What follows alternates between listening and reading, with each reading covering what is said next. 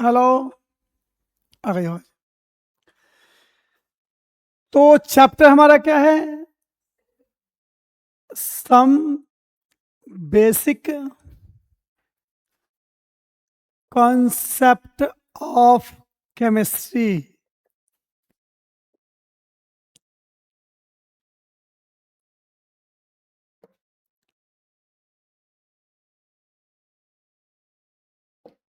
Some basic concept of chemistry. इसमें सबसे पहले हम लेंगे प्रेशर। आप प्रेशर की यूनिट को एक से दूसरे मतलब प्रेशर को एक से दूसरी यूनिट में कैसे कन्वर्ट कर सकते हो? सबसे पहले तो प्रेशर को हम मेजर कैसे करते हैं? तो जैसे आपको पता है कि आपको फीवर होता है, तो फीवर को मेजर करने के लिए किसका इस्तेमाल करते हैं? थर्मामीटर का। उसमें क्या होता है? मरकरी। वैसे ही प्रेशर को मेजर करने के लिए बैरोमीटर का इस्तेमाल करते हैं, जिसमें मरकरी होता है। सी सरफेस पे, किस पे? सी सरफेस पे।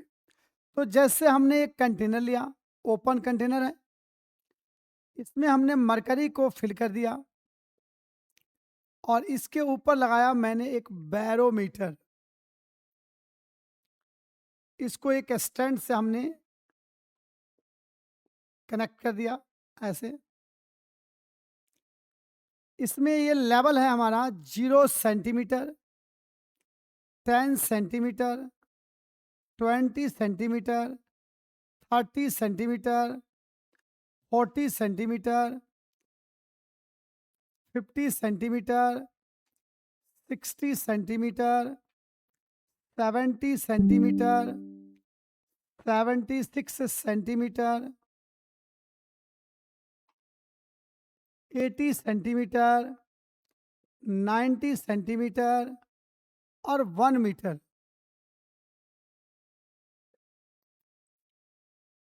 ठीक है।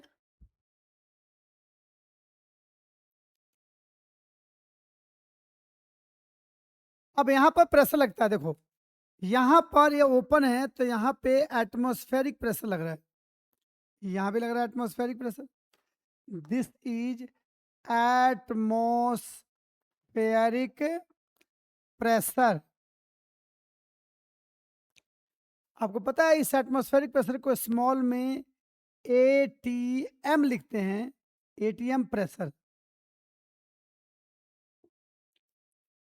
तो अगर आप कन्वर्ट करना चाहते हैं 1 एटीएम प्रेशर, तो आपको पता है 1 एटीएम प्रेशर कब मानते हैं? जब हमारा ये मरकरी का लेवल इस बैरोमीटर में, इसका नाम क्या बताया मैंने?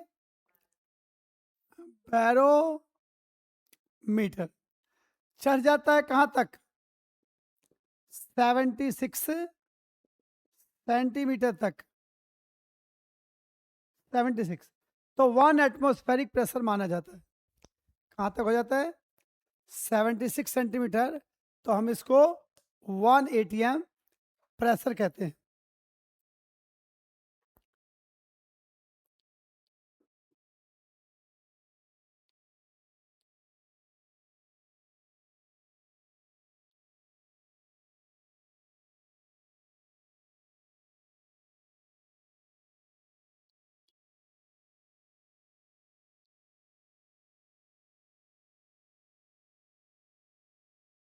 तो क्या कहते हैं इसे? 1 ATM pressure.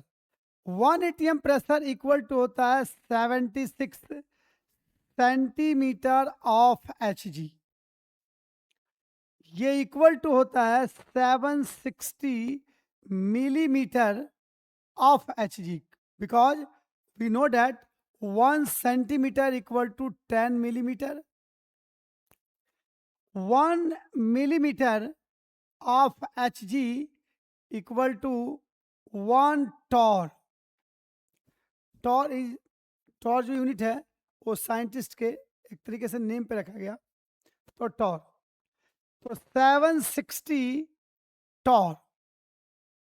1 ATM pressure 76 centimetre H G, या 760 मिलीमीटर ऑफ एच जी, या 760 टॉर।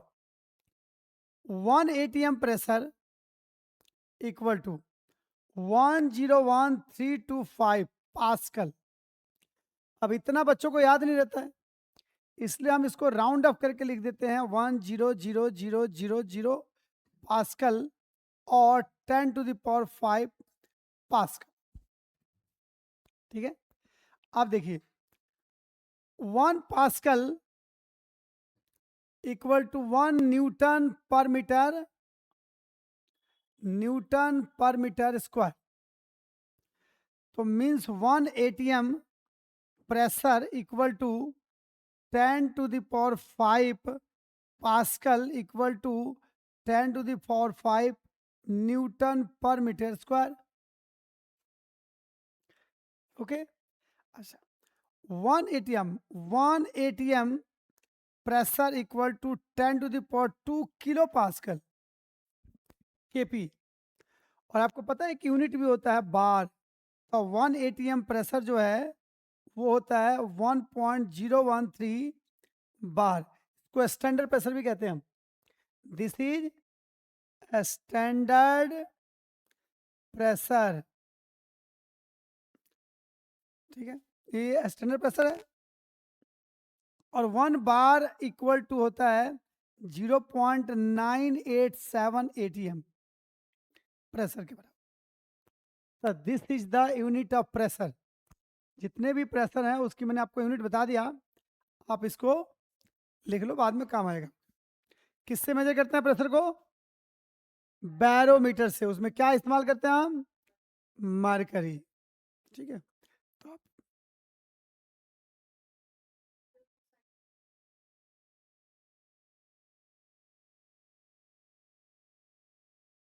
अब हम पढ़ते हैं डायमेंशनल एनालिसिस।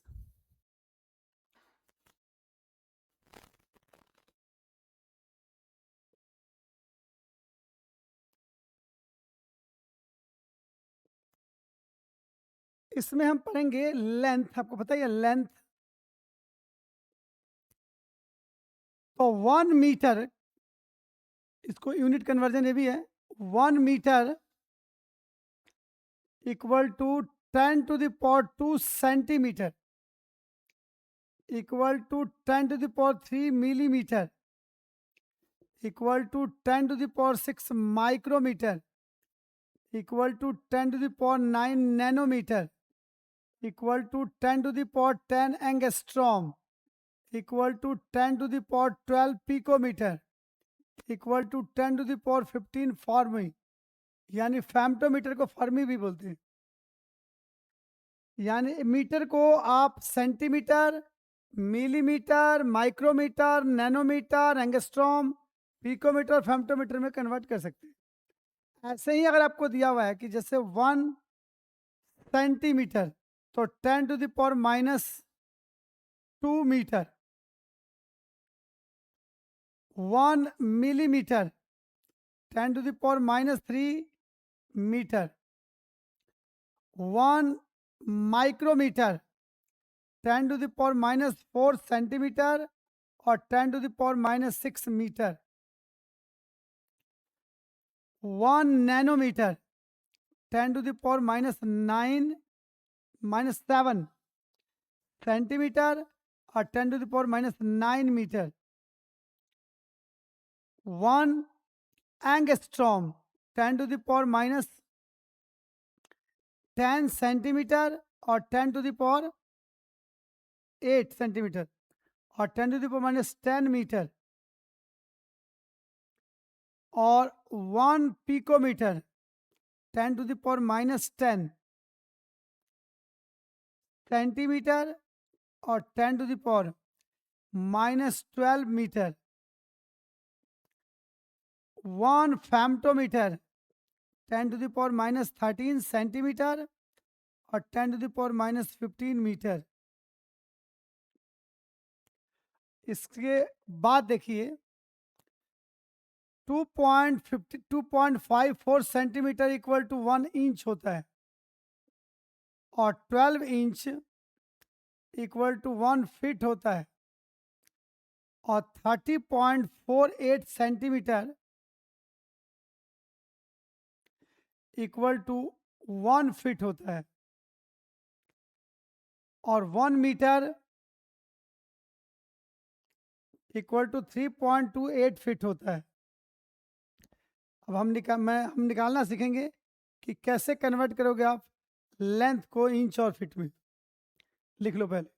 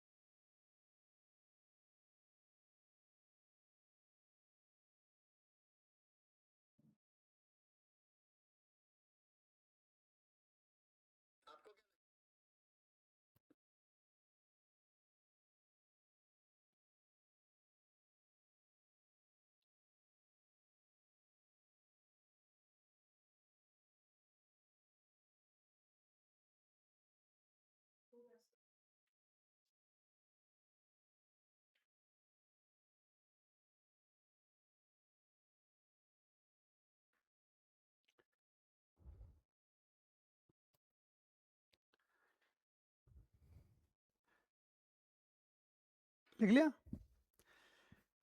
अब है how to convert length present in meter into inch and feet.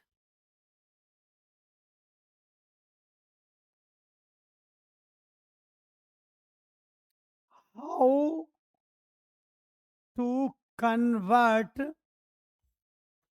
1 meter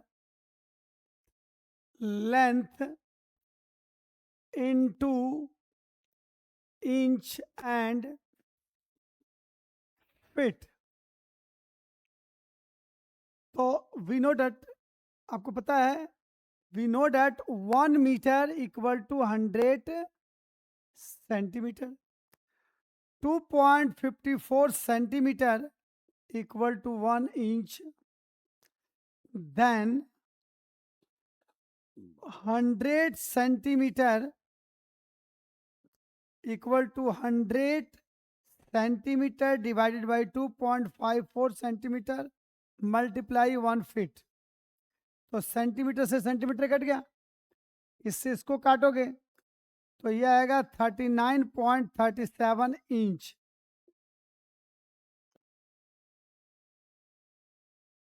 12 inch equal to 1 feet. तो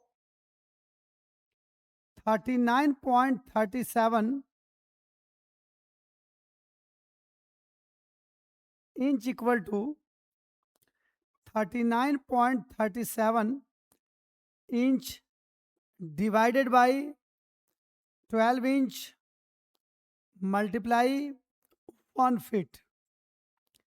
तो इंच से इंच गया, एक काट दिया हमने, तो 3. पहला पार्ट हमारा है 20% फिट, वेट बाय वेट। अब आपको कन्वर्ट करना है,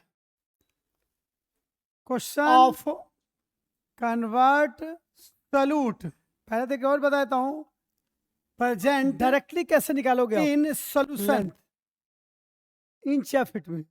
मीन तो सीधा लिखेंगे आपको फिट 20 ग्राम ऑफ सॉल्यूट, या जेई में तो इस तरह से निकालेंगे।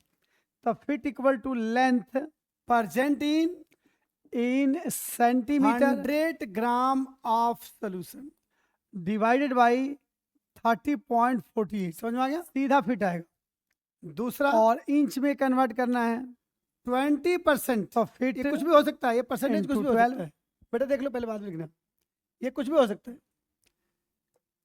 Weight by volume of solute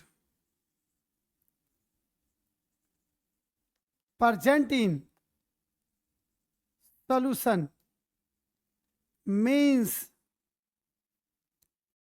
20 gram of solute क्योंकि प्रेजेंट इन इसमें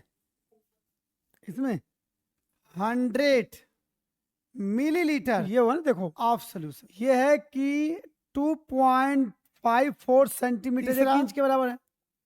20% 100 centimetre volume by volume of solute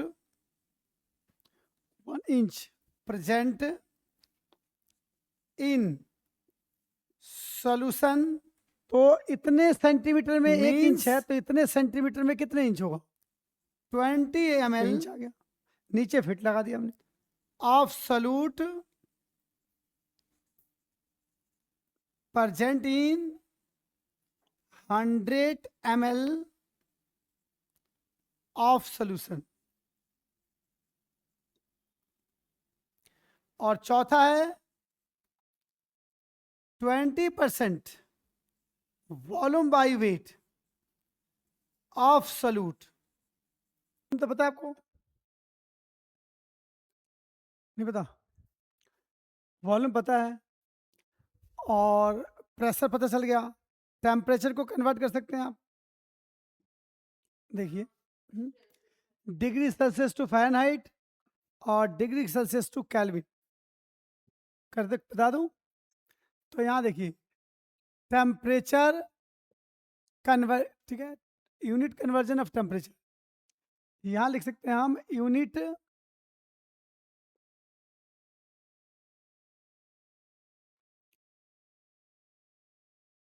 conversion of temperature. पहला है degree Celsius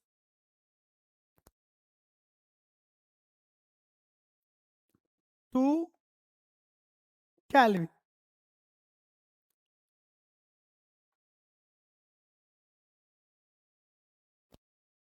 -273.15 degree Celsius equal to 0 kelvin.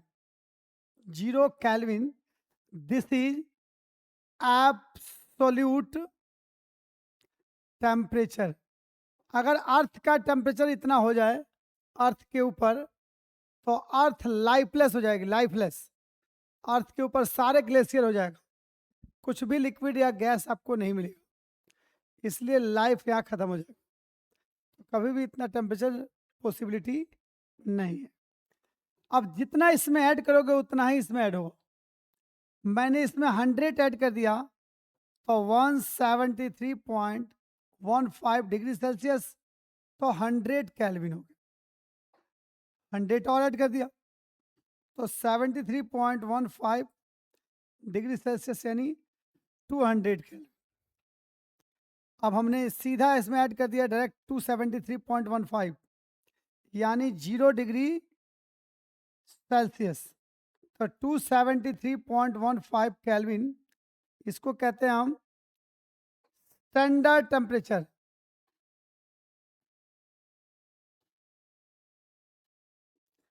क्या कहते हैं? Standard temperature.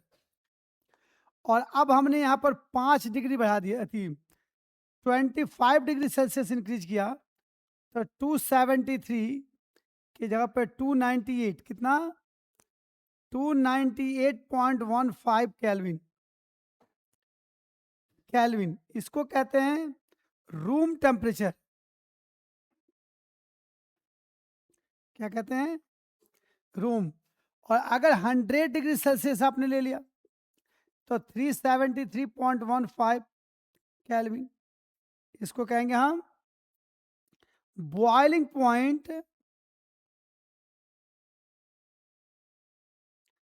Of water.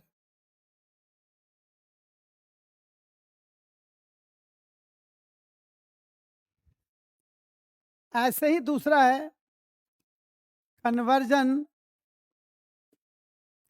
Of degree Celsius to Fahrenheit. तो यहाँ Fahrenheit equal to 9/5 into degree Celsius plus 32, और conversion of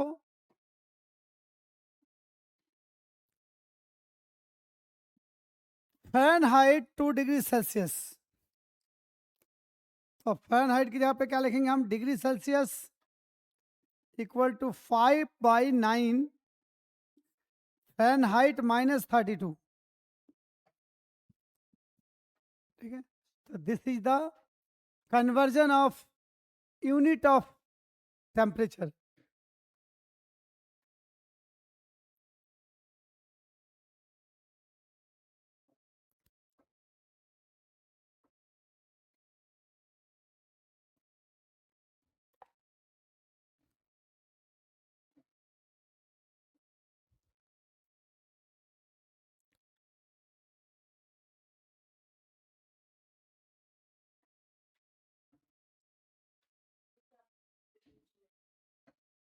जल्दी खत्म हो जाएगा, डिपेंड करता है तुम्हारे ऊपर।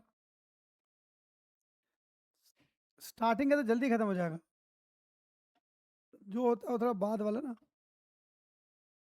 मोल कंसेप्ट, उसी में टाइम लगेगा।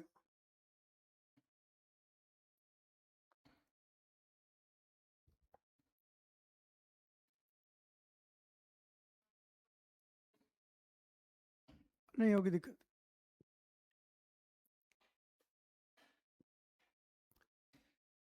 सेकंड चैप्टर समझ में आ गया ना?